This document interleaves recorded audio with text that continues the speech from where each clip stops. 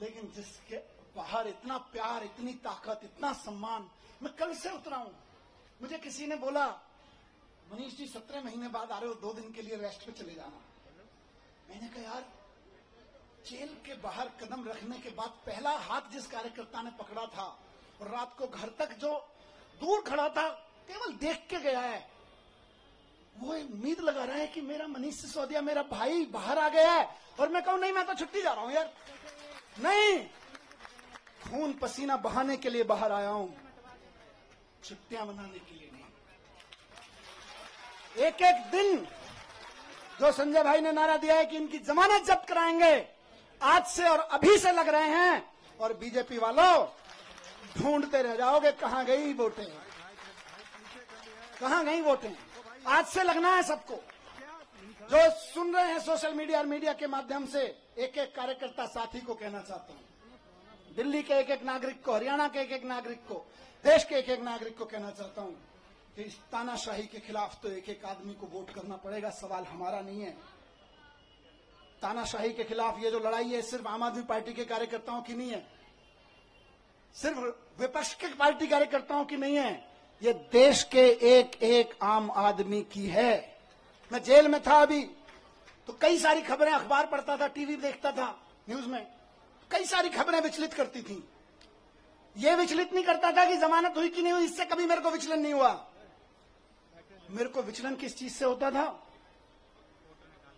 मैं देखता था कि देश के कितने कितने बड़े बड़े व्यापारियों को इन्होंने, 500-600 बड़े बड़े व्यापारियों को इन्होंने झूठे केसेस, सच्चे केसेस, इधर उधर के केसेस में बना के बंद कर दिया गया है। उनका किसी पार्टी वार्टी से भी कोई लेना देना शायद ही होगा।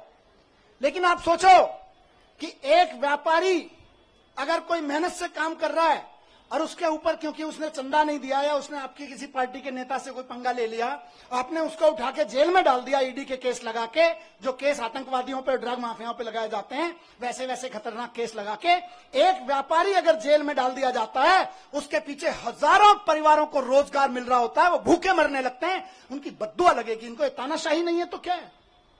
बात सिर्फ विपक्षी पार्टियों के नेताओं की नहीं है, बात आम आदमी पार्टी के नेताओं की नहीं है।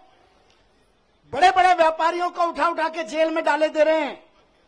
और एक किसी कंपनी का चेयरमैन जेल में चला जाता है, किसी का मालिक जेल में चला जाता है, हजारों हजार लड़के लड़कियां जो वहां नौकरी कर रहे होते हैं, उनके घर में टेंशन हो जाती है, क्या करेंगे, कल को कहां से खाएंगे।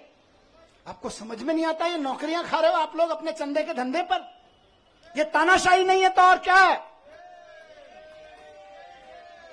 कोई गलत करे तो सजा दो, लेकिन चंदे के धंधे में ईडी का नोटिस भिजवाओ, अपनी एजेंसियों के कानूनी कागज भिजवाओ और उसके बाद उसको अंदर कर दो। ये धंधा तो तानाशाही ही कहा जाएगा भाई। ये भ्रष्टाचार के खिलाफ लड़ाई नहीं है, ये तो तानाशाही है। मुझे बताओ कि 10 साल, अभी थोड़े दिन पहले बहन आतिशी लड़ रही थी उसके लिए, 10,000 शिक्षकों को इन्होंने दिल्ली सरकार के स्कूलों के एक रात में, रात को 2 बजे ऑर्डर पास कराया, ट्रांसफर कर दिया एक रात में। अब किसी का बच्चा आज पढ़ता है स्कूल में 11वीं क्लास में, वो तैयारी करा रहे हैं गुरुजी, टीचर पूरी मेहनत से कि यार इसमें तो आईआईटी में जाने का पोटेंशियल है। कल को टीचर का ऑर्डर मिल रहा है, नहीं नहीं, हमने तो 10,000 टीचर्स को इधर से उधर कर दिया है क्योंकि हमें तो ट्रांसफर पोस्टिंग का शौक था, अब तुम भाड़ में जाओ। ये तानाशाही नहीं है तो और क्या है? बात 10,000 टीचर्स की नहीं है, उन लाखों बच्चों की है जिनको वो टीचर्स पढ़ा रहे थे। तुम अपनी अफसरी में, तुम अपनी तानाशाही में 10,000 टीचर्स को एक रात में इधर से उधर उठा के फेंक देते हो। ये तानाशाही नहीं है तो और क्या है? यही तानाशाही है जिसके खिलाफ हमको आवाज उठानी चाहिए। आज दिल्ली में जब सरकार में था उस वक्त दिल्ली जल बोर्ड का नगर निगम चुनाव से पहले पैसा रोक दिया गया था और आज तक दिल्ली जल बोर्ड का पैसा नहीं दिया गया। फाइनेंस डिपार्टमेंट के अफसरों से इधर उधर से फाइलों पे कुछ कुछ काला पीला करवा के रुकवा रखा है पैसा। इंजीनियर्स परेशान है, इलाके के नाले साफ नहीं हो रहे, सीवर साफ नहीं हो रहे, और वो कह रहे हम तो पैसा नहीं देंगे। 1.5 साल से जल बोर्ड का पैसा नहीं दिया गया, जबकि पैसा बजट में पास किया विधानसभा ने। ये तानाशाही नहीं है तो और क्या? बताइए। तानाशाही सिर्फ आम आदमी पार्टी के नेताओं को गिरफ्तार करने की नहीं है। तानाशाही आपके घर के सामने जो सीवर बह रहा है, उसमें जो अभी ओवरफ्लो हो रहा है, वो भी इसी तानाशाही की वजह से हो रहा है। जो नाली नहीं खुल पा रही है उसको 1.5 साल से पैसा नहीं मिला ठेकेदार को, वो इंजीनियर रो रहा है बेचारा कि मैं कहां से पेमेंट करूं ठेकेदार को। यह भी इसी तानाशाही की वजह से हो रहा है। आपकी गलियों की नालियां सड़ी हुई हैं इस तानाशाही की वजह से। मैं ही जेल में नहीं हूं, केजरीवाल जी जेल में नहीं है, आप भी नरक में रहने को मजबूर हैं इसी तानाशाही की वजह से, क्योंकि आपके घर के सामने का सीवर फ्लो हो रहा है, 1.5 साल से पेमेंट नहीं हुआ जल बोर्ड का। ये तानाशाही नहीं है तो और क्या है। आज पूरे देश में मैंने कहा विचलित करती थी मुझको इस खबरें। हर रोज कहीं ना कहीं सुप्रीम कोर्ट भी डांट लगा रहा है, उसके बावजूद जनता अपनी सरकार चुनती है, कहीं के राज्यपाल को कहीं के उपराज्यपाल को कह के जनता की चुनी हुई सरकार के कानून कैंसिल करवा देते हैं। कई कई महीने तक कानून, कई साल तक कानून पड़े रहते हैं, उनकी पॉलिसी नहीं पास होने देते। ये तानाशाही नहीं है तो और क्या है। नुकसान किसको हो रहा है? नेताओं को तो खाली जेल ही हो रही होगी, असली नुकसान तो जनता का हो रहा है, जिसके लिए पॉलिसी बनाई गई थी, जिसके लिए कोई कानून बनाया गया था। यह तानाशाही है, इस तानाशाही के लिए लड़ना पड़ेगा दोस्तों। और आखिरी बात जो मैं अभी, क्योंकि विचलित करनी है कई सारी चीजें, मैं अभी 2-3 दिन पहले टीवी देख रहा था और उससे पहले भी देख रहा था टीवी में। 1 साल से टीवी देखा न्यूज पे, और क्या सहारा था, आपकी खबरें, आपकी शक्लें देखने को मिल जाती थी। मैंने देखा कि देश के गांव से एक बहुत प्यारी सी हमारी बेटी निकल के खेलों में देश का परचम लहराती है सारी दुनिया में, और जब वो खड़े होकर कहती है कि आपकी पार्टी के एक अफसर ने, आपके लगाए हुए एक फलाने नेता ने हमें छेड़ा है, तो आप उसको गिरफ्तार तक नहीं करते और हमारी उस बेटी के ऊपर तरह तरह के सोशल मीडिया ट्रोलिंग और ये सब कराते हो। ये तानाशाही नहीं है तो और क्या है, मुझे बताइए। और तुम्हारे उस ये बेशर्मी तानाशाही है कि उसको गिरफ्तार तक नहीं किया जाता। इस देश की बेटियां जंतर मंतर पे बैठी रही, खिलाड़ियां, हम और आप सब अपने बच्चों को खिलाड़ी बनाने का सपना देखते हैं। बेटियों को कहते हैं जा बेटी उछाल, लगा छलांग और छा जाए फलक पे, और उसको कोई बैठ के वहां पे इनका चमचा बैठ के उसको छेड़े तो हमें सहन होगा। लेकिन ये तानाशाही है कि उसको गिरफ्तार तक नहीं करते हो। तो यही तानाशाही है दोस्तों, और उस तानाशाही का चरम स्वरूप हमने देखा कि अब उस बेटी के साथ क्या किया गया। मैं बहुत ज्यादा नहीं कहूंगा उस बारे में, लेकिन सबको पता है किसने किया और क्या किया। आज अगर उसके आंसू बहे हैं तो कुछ तो खेल किया गया है, कुछ तो खेल किया गया है दोस्तों। 17 महीने में जब मैं अंदर था तो अंदर रह के मैंने खूब चिंतन मनन किया। टाइम ही टाइम था, यहां तो आप लोग टाइम देते नहीं हो, वापस आ गया हूं फिर टाइम नहीं दोगे। खूब चिंतन मनन किया, अपने ऊपर भी किया, समाज के ऊपर, देश के ऊपर, व्यवस्था के ऊपर, सरकारों के ऊपर खूब अध्ययन किया। मेरे ख्याल से मैंने कम से कम हर 3-4 दिन में एक किताब खत्म कर देता था मैं।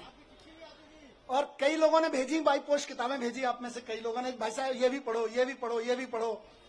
तो वहां भी नहीं छोड़ते थे, बोले काम पे लगाए रखेंगे। करीब करीब मैं समझता हूं 300 की किताबें मैंने पढ़ी वहां पे। हर 2-3 दिन में एक किताब खत्म हो जाती थी।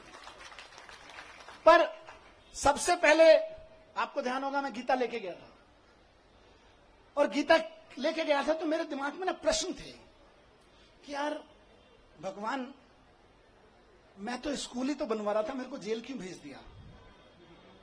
मेरी बीवी की, मेरे बच्चे की क्या गलती थी कि मैं दिल्ली के बच्चों के लिए दिन रात सुबह से शाम एक करके स्कूल बनवा रहा था, उनके लिए अच्छे आईआईटी में चले जाएं, अच्छी नौकरियां लग जाएं। मैंने भगवान से पूछा अंदर आंख बंद करके कि मेरी क्या गलती थी, मैं जेल में क्यों?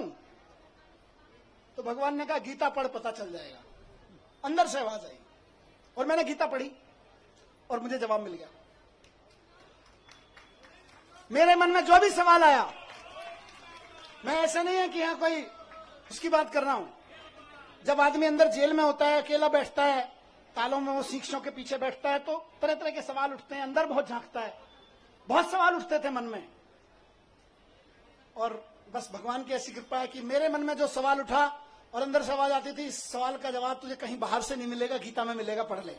खूब गीता पढ़ी, और बाद में तो मैंने कम से कम 10 महान लोगों की व्याख्या कम से कम 10 पढ़ ली होंगी, अलग अलग लोगों की, विनोबा भावे जी की, गांधी जी की, श्री श्री जी की, आचार्य प्रशांत जी की, बहुत लोगों की व्याख्या की हुई गीता मैंने पढ़ डाली, देवदत्त पटनायक की। सब में से पढ़ पढ़ के मुझे बड़े सारे आंसर मिलते चले गए, मुझे अपने सवालों के आंसर मिलते चले गए। खूब गीता पढ़ी मैंने।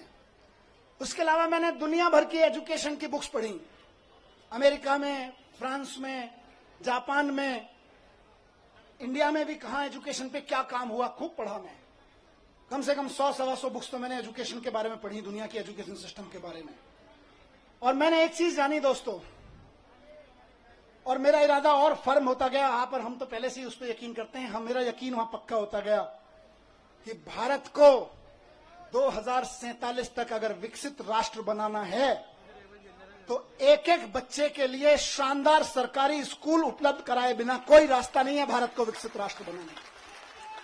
17 महीने में, उससे पहले कि अपने काम, आप सबके काम और इस अध्ययन चिंतन मनन के बाद लेके लौटाऊं और कुछ दुनिया के बारे में सोच समझ के लौटाऊं कि अगर भारत को विकसित राष्ट्र बनाना है तो देश के एक एक बच्चे के लिए शानदार सरकारी स्कूल, और जहां प्राइवेट है उनकी प्राइवेट स्कूलों की फीस कंट्रोल में रखो। इसके अलावा विकसित राष्ट्र बनाने का कोई राजमार्ग नहीं है, कोई रास्ता नहीं है। और अगर कोई आदमी कहता है कि मैं शिक्षा की बात किए बिना भारत को विकसित राष्ट्र बनाने की बात कर लेता हूं, तो जुमलेबाजी होगा, वो केवल जुमले फेंक रहा होगा, विकसित राष्ट्र नहीं बनेगा। अगर कोई आदमी कहता है कि इस देश के हर आदमी के लिए अच्छे अस्पताल, अच्छे मोहल्ला क्लिनिक उपलब्ध कराए बिना, अच्छे सरकारी अस्पताल बनाए बिना हम विकसित राष्ट्र खड़ा कर लेंगे, तो महाजुमलेबाज होगा, नेता तो नहीं हो सकता, वो कोई विजनरी लीडर तो नहीं हो सकता। अपनी तानाशाही, जुमलेबाजी की आड़ में तानाशाही का चुनाव जीतने की कोशिश कर रहा होगा, लेकिन नहीं बन सकता। बिना शिक्षा के, बिना स्वास्थ्य के विकसित राष्ट्र बन ही नहीं सकता। दुनिया का कोई राष्ट्र विकसित नहीं बना बिना शिक्षा, बिना स्वास्थ्य और बिना रोजगार पे काम किए हुए। विकसित राष्ट्र की बात हुई। अब इनको दर्द क्या है? आम आदमी पार्टी ये कर दे रही है। हम नहीं कह रहे, लोग कह रहे हैं कि यार ये बच्चे पढ़ जाएंगे तो अपने आप 2047 का भारत विकसित हो जाएगा। आज ये जो माँ बाप हैं, जो कल आने वाले समय के माँ बाप हैं, ये अगर इनको सबको अच्छे अस्पताल मिल गए, आने वाले बच्चों के लिए अच्छे अस्पताल मिल गए, तो अपने आप भारत विकसित हो जाएगा। ये आम आदमी पार्टी कर दे रही है।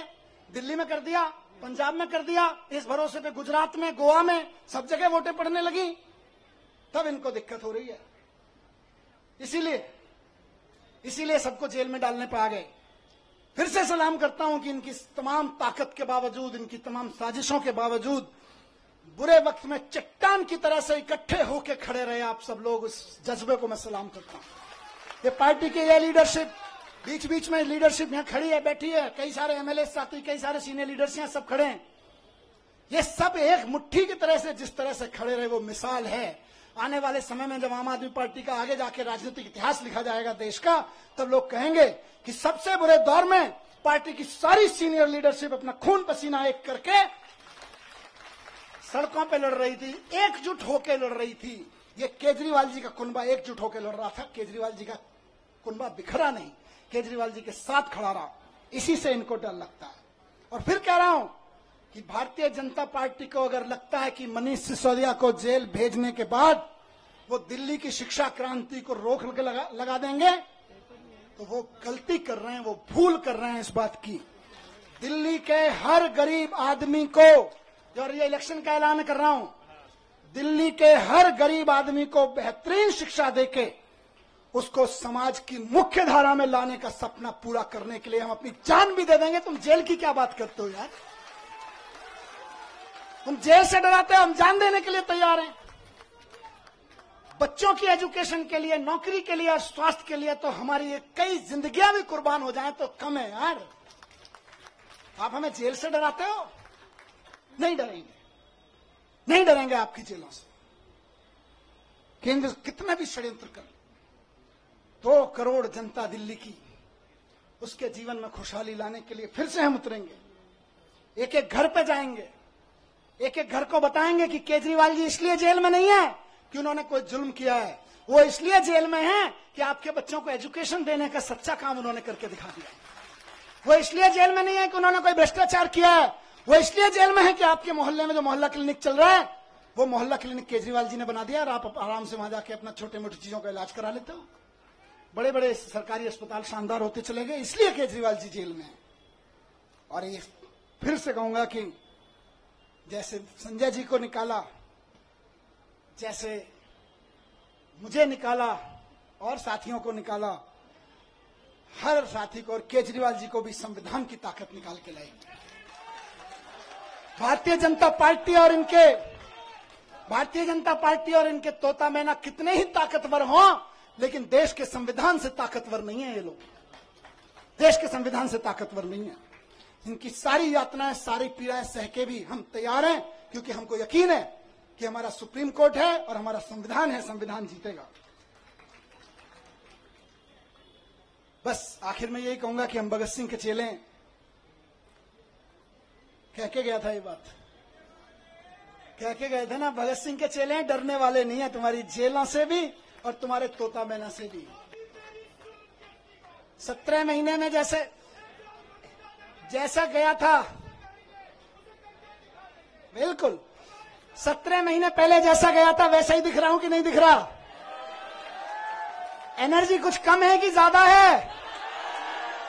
ज्यादा है ना? बस इनको लग रहा था जेल भेज के एनर्जी तोड़ देंगे, अब ये कहेंगे यार इनको जेल मत भेजो, इन तो दुगनी एनर्जी लेके आते हैं।